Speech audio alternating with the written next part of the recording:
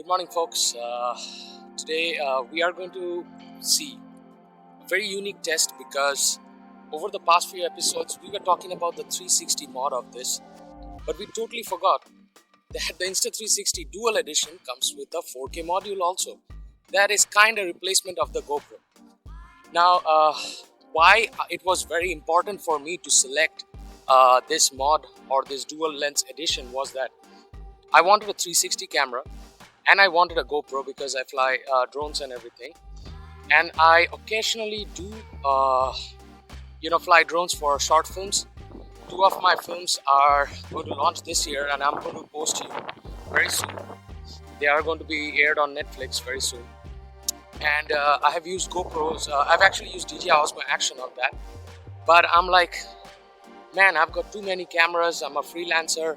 I need something that can do both, so in this episode we are going to put the 4K, which I'm shooting right now, the 4K mod, which is the single lens mod, and we are going to put it on an FPV drone, and we will do a side-by-side comparison between the Insta360 4K edition single lens versus the GoPro. I'll try to remember which flight route I took last time so that we can do a side-by-side. But if the flight route is not same, just don't freak out or anything. It's just that I did that test long time back and I have the original footage with me. So we are going to do side-by-side comparison of flow state versus rock steady. So let the test begin.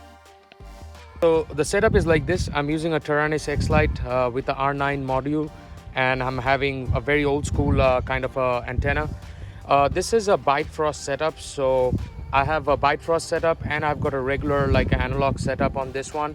This is my old school GoPro, and I love my Fusion my Session, because I think this is probably the best GoPro ever for drones and everything.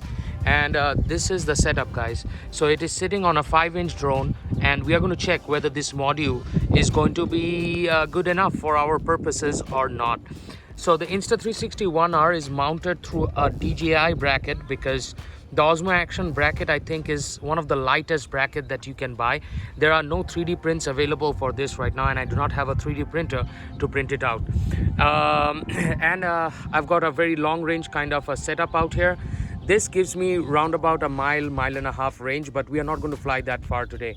So this is the whole setup, and obviously we have multiple batteries. Right now I'm just going to use 2 packs to do the test. A couple of flips and rolls and some somersaults or matty flips or flips, whichever way you guys call it. I call it somersault, but in US it's called as flips. So a couple of stunts here and there, and we'll begin the journey.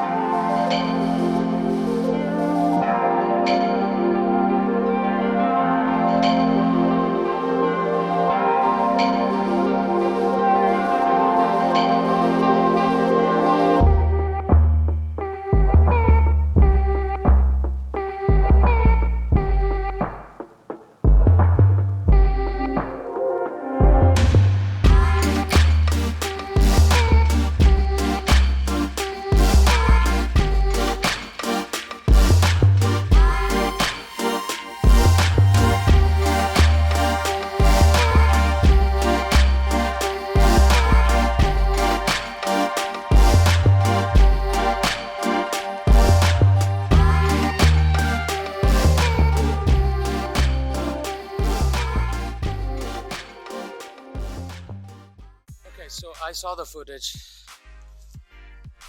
Meh. I'm not satisfied. I'm not satisfied for a lot of reasons. I've seen better footage from GoPro. Watch carefully the footage. You'll see that there's a lot of motor vibration, and these are the two exact same quads flown on just different days. I know my tune and everything. Everything was made sure that it was tuned properly and everything. But I'm still getting a lot of vibration for some reason. I think the 360 is on point. The single lens 4K version, I mean, I got nothing to say, man. I really got nothing to say on the Insta 360 single lens 4K, because I do see a lot of vibrations that are catching out, and that on post, it's a mayhem. So that's it, guys. That's it from the channel Techado. If you like this presentation, if you think that the presentation was honest, well, like and subscribe. Goodbye.